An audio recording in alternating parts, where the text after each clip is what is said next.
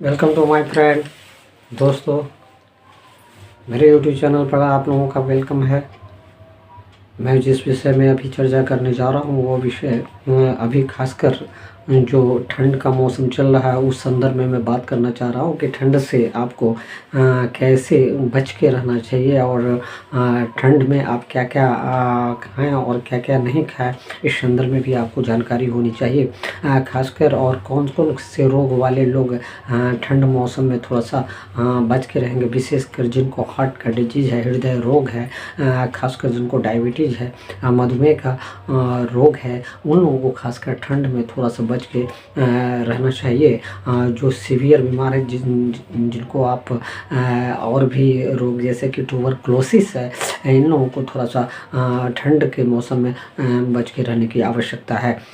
खासकर लीवर के डिजीज़ वाले को ठंड के मौसम में बहुत सारी फ़ायदा होता है। खासकर लीवर वाले लोगों के लिए ठंड का मौसम बेहतरीन होता है। उसी प्रकार से किसी भी प्रकार का कोई भी ऑपरेशन है तो ऑपरेशन खासकर जो है ठंड के मौसम में ही होना चाहिए। उससे क्या होता है कि किसी भी प्रकार का जो घाव है उसको घाव को भरने में समय वक्त ज़्यादा नहीं लगता है। गर्मी में चूँकि घाव इसलिए नहीं भर पाता है चूँकि फंगल जो है गर्मी के कारण और फंगस आ जाने के कारण, बैक्टीरिया आने के कारण उसमें फश आने की संभावना होती है। घाव जल्दी सूख नहीं पाता है। इसलिए ठंड के मौसम में आपको एक चीज़ और देखना है कि खासकर बहुत ज़्यादा अगर ठंड का मौसम है तो उसमें बच के निकलना है। गर्म कपड़ा पहन के निकलना है। अपना गर्म कपड़ा पहनने से होगा, शरीर आपका गर्म रहेगा, ब्लड का सर्कुलेशन है वो सही बना हुआ रहेगा,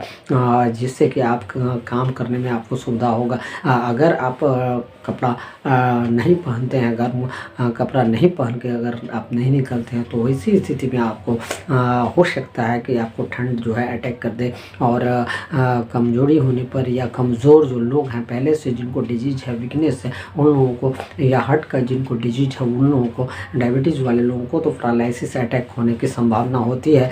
इसलिए उसमें जो आपको खासकर गर्म पदार्थ और गर्म खाद्य पदार्थ का सेवन करना चाहिए, जैसे दूध गुनगुना लेना चाहिए, हल्दी का सेवन करना चाहिए, लहसुन का सेवन करना चाहिए, अदरक का भी सेवन करना चाहिए, साथ साथ प्रिकॉशन लेना चाहिए और थोड़ा सा गुनगुना पानी से भी स्नान करने की आवश्यकता होती है। इस प्रकार से गुनगुना पानी भी सुबह सुबह पिए। अगर दिन भर का मौसम अगर ठंड का चल रहा है, शीत का चल रहा है, शीतलहर चल रहा है, तो इसी स्थिति में गुनगुना पानी ही पिए, उसके लिए लाभदायक, ज़्यादा लाभदायक है। इसीलिए आपको जो है ठंड के मौसम में आपको प्रयास करना है। जो बच्चे हैं, जो वृद्ध हैं, खासकर वो वृद्ध और डायबिटीज़ वाले, हार्ट वाले लोग, उनका खासकर ब्लड का जो सर्कुलेशन है वह ठंड के कारण उसमें जो है सो ब्लड का सर्कुलेशन बहुत लो हो जाता है। ठंड होने के कारण शरीर में गर्मी नहीं होती है, जिसके कारण वह ब्लड का सर्कुलेशन लो हो जाता है। वैसी स्थिति में हार्ट का जो धड़कन है वह रुक जाने की संभावना होती है।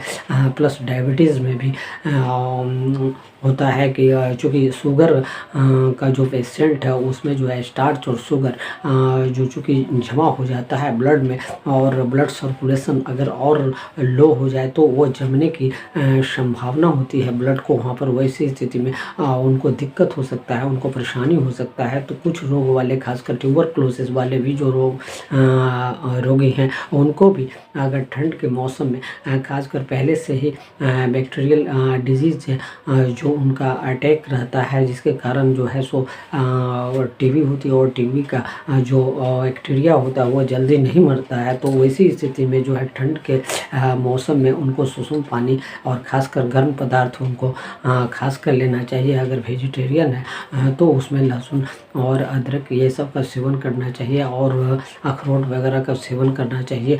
और अगर नॉन वेजिटेरियन है तो इसी स्थिति में मटन, चिकन वगैरह का सेवन करना चाहिए, जिससे, और मछलियों का, जिससे कि, और खासकर वैसा मछली जो गर्म मछली है उनका सेवन करना चाहिए, जिससे कि आपका गर्मी आपके शरीर में आपका बना रहे, और बच्चों को भी आप गर्म करके रखें। खासकर प्रोटीन वगैरह, दूध या प्रोटीन वगैरह का उसमें जो है सो उनको इस्तेमाल होना चाहिए उनके खाने में। और सभी लोगों को अपने जो है सो खासकर हर आदमी को जो है ठंड के मौसम में ठंड सामान का प्रयोग बहुत कम करें, जो कि गर्म का ही सेवन करें, जिसमें गर्मी हो। और ख़ासकर वैश्य पदार्थों का आप जल्दी सेवन न करें जो ठंड होता है, जिससे आपको ठंड की संभावना बढ़ जाती है। उसके बाद में आप तेल का भी सेवन कर सकते हैं, जिसमें आप तेल मालिश कर सकते हैं गर्म करके,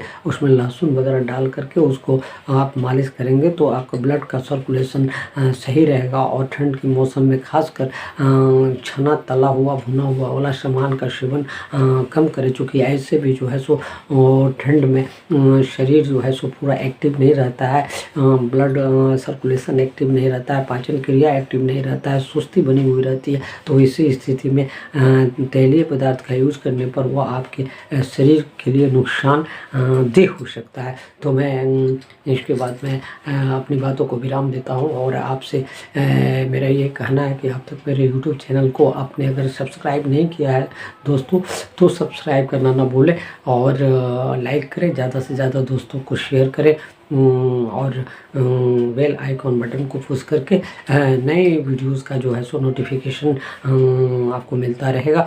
और इसी के साथ मैं अपनी बातों को समाप्त करता हूँ। फिर नेक्स्ट वीडियो में मैं मिलूँगा। एक चिकित्सक के नाते जो टिप्स होता है मैं आपको दे रहा हूँ। मेरे कॉन्टैक्ट नंबर पर आप बने रहें, जब भी कोई ज़रूरत हो तो मैं आपका ट्रीटमेंट, आप लोगों का ट्रीटमेंट मैं करूँगा, और एक आयुर्वेद दवा के द्वारा ही करूँगा, जिससे आप ज़्यादा से ज़्यादा स्वस्थ रहेंगे। थैंक यू, धन्यवाद।